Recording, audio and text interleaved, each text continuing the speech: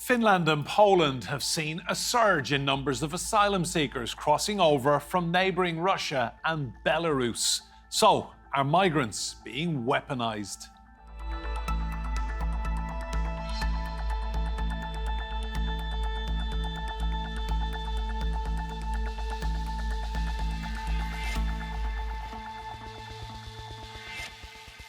Welcome to Roundtable. I'm Enda Brady. Now, Poland and Finland are trying to stem a tide of migrants crossing over from their eastern neighbours. They're using both legal and very physical measures, but their responses have raised concern among rights groups over possible violations of humanitarian law. Is Europe's eastern flank becoming its latest migration flashpoint? This is where the European Union meets the edge of Russia's sphere of influence. Poland's border with neighbouring Belarus is a tense place. But this alleged human rights violation is not being committed by Belarusian forces. A Polish rights group says these pictures, which haven't been verified, show Polish troops moving an unconscious migrant back across the border with Belarus from where they had crossed. According to Warsaw-based Grupa Granica, more than 4,000 migrants have been expelled since Poland's new centrist government came to power in December. Poland accuses Belarus of funneling migrants across their border, something Alexander Lukashenko's government denies. In response, Warsaw is reinstating an exclusion zone covering about 60 kilometers of the country's border with Belarus. It will be introduced to ensure the safety of all of those who are near the border with Belarus, because we see that Putin and Lukashenko's hybrid attack is dangerous. We've experienced multiple attacks on soldiers of the Polish army. One was very, very serious. Polish officials are implementing their so-called Shield East border plan to counter alleged Russian efforts. The €2.3 billion investment includes boosting anti-drone surveillance and constructing fortifications along the eastern border with Belarus and Kaliningrad. However, Polish NGOs argue that current border enforcement policies lead to human rights abuses against asylum seekers rather than defending the country's sovereignty. Finland has also faced a surge of migrant flows over its border with Russia. Helsinki accuses Russian authorities of encouraging them to cross over. The crisis, which peaked in November, prompted the Finnish government to close all its border crossings amidst increased tensions with Moscow. On July 12, Finland's parliament approved an exception law suspending asylum procedure for those arriving from Russia, citing a national emergency. Helsinki justified the move by saying the Kremlin is weaponizing migrants, a claim denied by Russia. In response, Finland has been building a barbed wire barrier along its border and extended the closures indefinitely. Helsinki is also preparing to train its border guards on new procedures under controversial legislation. This new system can push back migrants at the Russia border without processing asylum claims. Caught in the middle are asylum seekers, many from the Middle East, fleeing persecution. You know the situation here. Everybody in Poland knows the situation here. People here is starving. We came from war to find a good life. We came for peace. We are not against anybody here. Will building fences and pushing people back across borders stop this ongoing humanitarian crisis? Well, let's meet our guests. Joining us from Moscow is Sergei Markov. He's a former public spokesperson for Russian President Vladimir Putin. He's also director of the Institute of Political Studies. In Brussels is Lina Vosyliute, founder of the Heartwarmingly consultancy. She's a former research fellow in the Justice and Home Affairs Unit that's at the Centre for European Policy Studies. And in Helsinki is Henri Vanhanen. He's a security and foreign policy analyst and a former research fellow at the Finnish Institute of International Affairs. You're all very welcome to Roundtable. Sergei, I'll come to you first. The Finnish leader says Russia is weaponizing migration. Is he right? No, he is a liar about everything his word about Russia and Ukraine.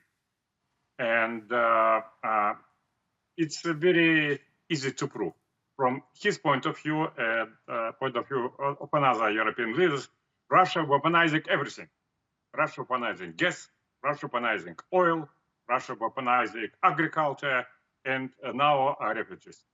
It's no weaponizing. In just, because imperialist policy of the United States and European countries, in many countries on the global south, people live in very poor conditions.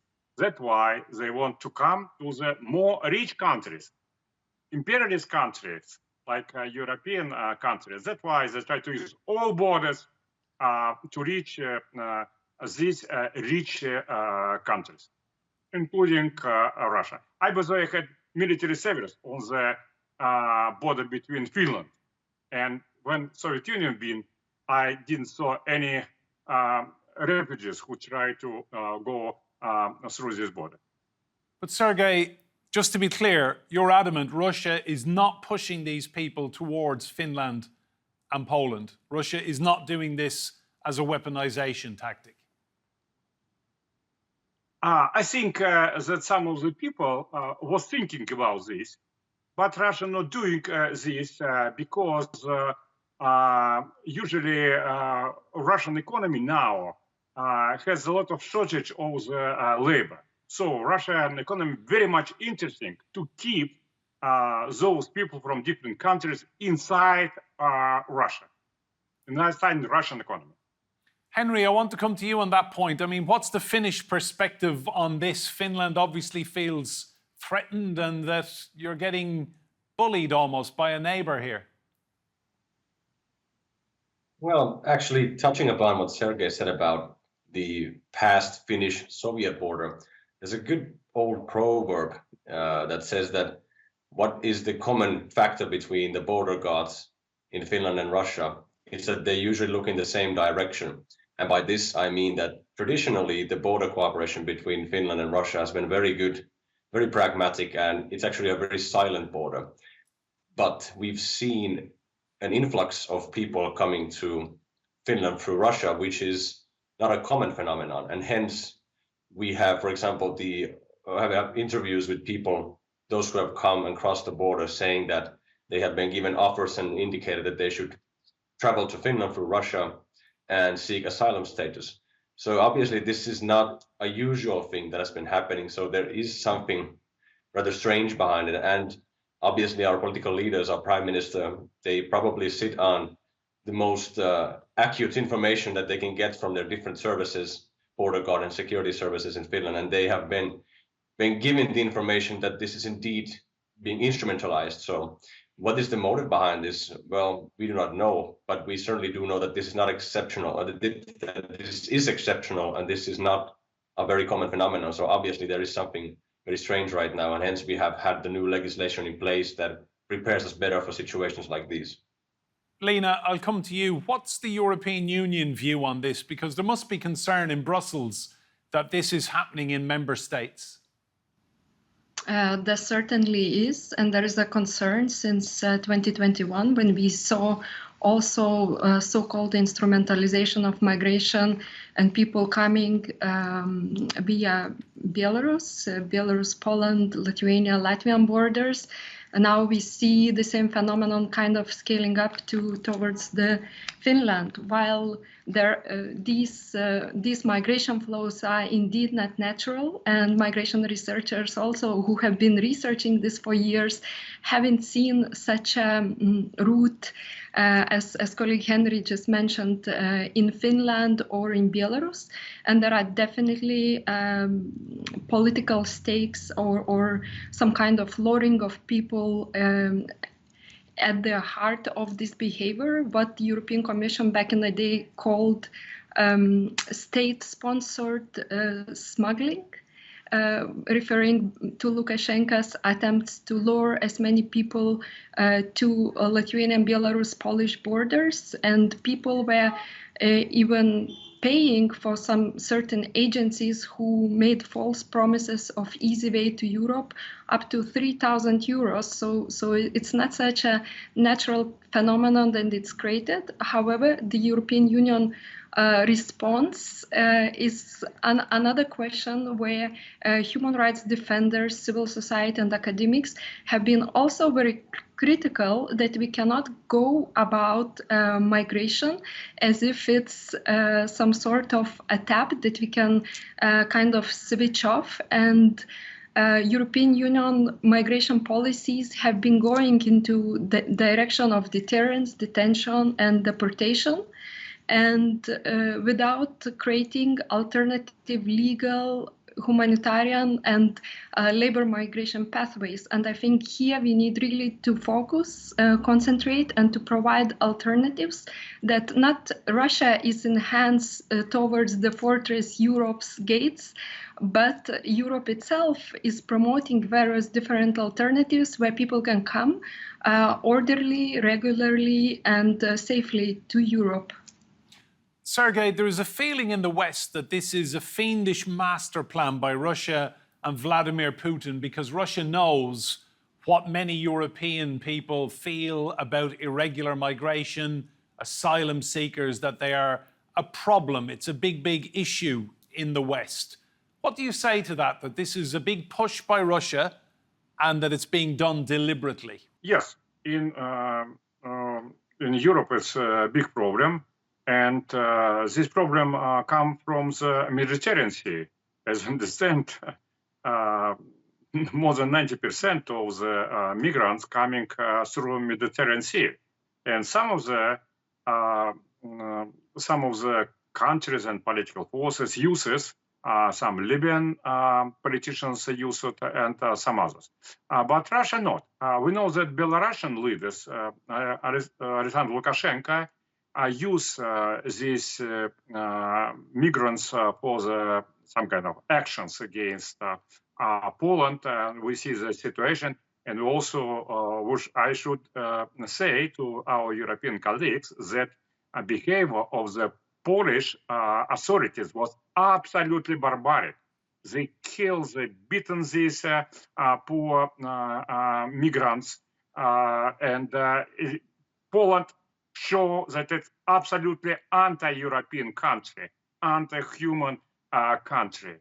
It was style of the 18th century, I would say. And but Russia never did it. It's just accusation. It just maybe ideas of European leaders. I would say a lot of European leaders thinking in such style. We are support clear terroristic government in Ukraine. Why Vladimir Putin not giving us same barbaric response? He should do it. He's bad guy, so he should use same bad, immoral, barbaric message which we use against Russia. That's why they come to conclusions that Putin should do it, but he is not doing it. Let's bring in Henri. Henri, I just want to be clear on this. Is Finland doing anything wrong or illegal here in pushing these people back? A lot of people would say Finland is simply defending its borders. What we have done, which is a very pragmatic approach, is that we've noticed that the problem of weaponizing or instrumentalizing, however you want to frame it, migrants is a phenomenon that's most likely not going to disappear in the near future. So there's now a law put in place that would help the government officials to push back people. And I don't mean literally push back. What I mean is that if people do not have the right status to seek asylum, then they should not have the access granted through that channel. So what we're fundamentally doing is that we're trying to make sure that the agreements that are put in place to protect the rights of asylum seekers and migrants are actually used the way they are designed to, because now we're seeing actions that basically are trying to undermine and sort of mix these two things together. So it's a different thing coming through as of the normal route of being an asylum seeker, but then being pushed down the border and sometimes even pressured to do something like that without having the status of an asylum seeker actually does violate the legitimacy of these agreements that are put in place. So what Finland has been doing with this new legislation is actually trying to make sure that the channels to seek asylum and migrate are done per the agreements that are made and not mixing them with intentional instrumentalization of people. So this is the focal point for us right now. Lina, I just want to take a quick look at some of the numbers involved here. So according to the Finnish Immigration Service, Finland received 5,372 asylum applications last year, and that's including those from individuals crossing its eastern border. Meanwhile, Poland faced considerable pressure on its eastern borders, particularly from Belarus. The European Council on Refugees and Exiles reporting that 9,513 people applied for international protection in Poland last year. More than 75% of the applicants originated from Belarus, Ukraine, and Russia. Just give us your interpretation of those numbers. I mean, are they much higher than we've seen in previous years? As it relates to Polish-Belarus border, I would have loved that someone from Poland could comment on the latest statistics. Indeed, while overall irregular arrivals in Europe are decreasing, and the traditional channels or routes such as in the Mediterranean or Eastern Aegean are decreasing, we see that these new routes via Belarus-EU border or now Russia-Finnish border are actually increasing, and that's why European Union is coming together and showing some certain solidarity. Indeed, it's interesting what kind of nationalities are coming, and as you rightly mentioned, that majority of them are actually Ukrainian, those who come in Poland.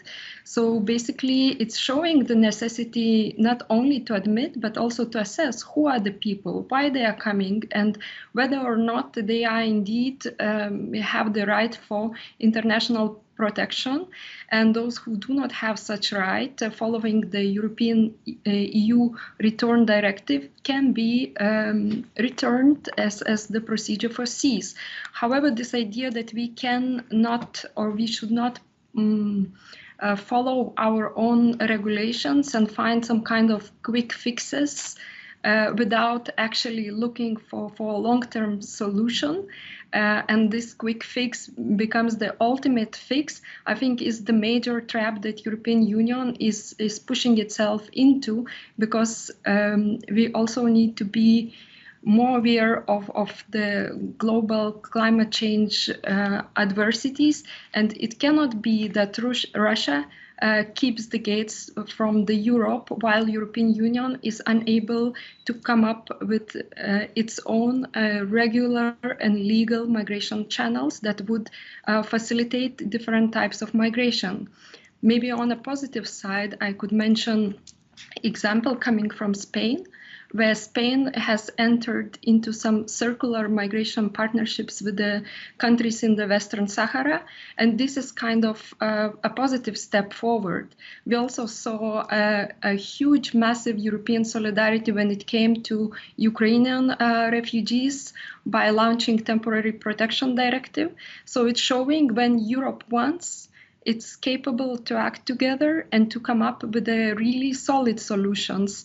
And 5 million, almost 5 million Ukrainians in Europe is showing that the number game here is maybe overrated, and that European Union really needs to put some sort of and genuine thinking in how we can go about migration policies so they cannot be instrumentalized by Belarus or Russia.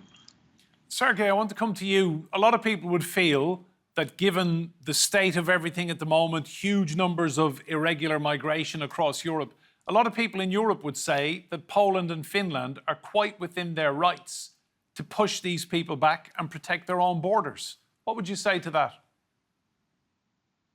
Yes, of course, they have a right to put these migrants from their territory to those territory where they did come from. If they come from Russian territory, okay, let's do it. The point is, first point is that there are very small amount, such as the legal migrants who come from Russia to European Union countries. It's less than 1%. Compare with migrants who come from the Mediterranean Sea. It will probably even more or less. It's first. Secondly, if you ask me why Poland and Finland are very strongly overestimate these problems, I think it's because, first of all, Poland, as they more or less nationalists, they don't want to take refugees from the south, which really come, and Italy, Spain want those refugees should be more better distributed between different European Union countries. First, and secondly, it's a pretext for the political repression against Russians. Poland and Finland and some other countries try to close the borders at all for the Russian, and it's some kind of political repressions. It's a strong limitation of one of the basic freedoms and rights for the contemporary world is freedom to travel. They use these migrants as pretext for the political repression against Russians. Thanks, Sergei. I want to come back to Henri. Henri, how does the average person in Finland feel about this? I mean, are Finns very worried? No, I wouldn't say the Finns are worried. I mean, as the colleague just pointed out, the numbers are actually quite small in this case. So the worry is not about the idea that we could not handle a situation on our borders. It's more about what if the volume would grow bigger at some point? How should we react at that point? And what are the tools that we have in place if such a situation sometimes would arrive? Now, that's what this legislation right now is about. But the average Finn is not really worried. I think our government officials have been quite clear in their communications and giving the impression that the situation is in order and there's no reason to panic or anything like that. So I would say so far things are developing in a very steady pace. We're having a new legislation in place. The people are not really worried, so it's not a big problem right now. Lina, do you think some of the Baltic nations in particular might be watching this with great curiosity and thinking, what would we do if this was foisted upon us? Actually, Baltic states were the first ones to experience it already in 2021 summer, when a lot of people started to come via Belarus, EU-Belarus border. However, Lithuanian solution was maybe slightly different in the beginning, that people were admitted and their asylum applications were actually assessed. While later on, going forward, there was also kind of pushback law passed at the parliament, and unfortunately, Lithuania also stepped away from its own obligations under international conventions, including Geneva Convention. However, the Finnish move is kind of even stronger in a way that people are not even admitted for such an assessments and pushed back summarily and without any, with very few little exceptions being placed. So I think for Lithuania, while we really or Latvia and Estonia, there is also importance to strike the right balance while having clear thinking about the future and how those countries will be portrayed. Because what we hear now, especially today in this conversation, that Russia is keen to portray the Baltic states, Poland, Ukraine as some kind of anti-human rights countries where people cannot come even with their legitimate gains. And I think the politicians at the European Union and the Baltic countries in particular should not allow for this to happen, that this argumentation would not have place, and that our own admission systems for refugees and asylum seekers via humanitarian corridors, humanitarian visas would be functional and accessible, and also same for those coming for labor migration purposes, because we see that our businesses need new people, European green transition needs new talents and skills, and that we really need to kind of normalize this narrative about migration and stop militarizing it, because by militarizing it, we're actually really giving a gift for Belarus and Russia. Sergei, final question, just briefly. Some people might say, if you're claiming asylum, why don't they claim it in Russia and just stay there? Because conditions in European countries much more better than in Russia.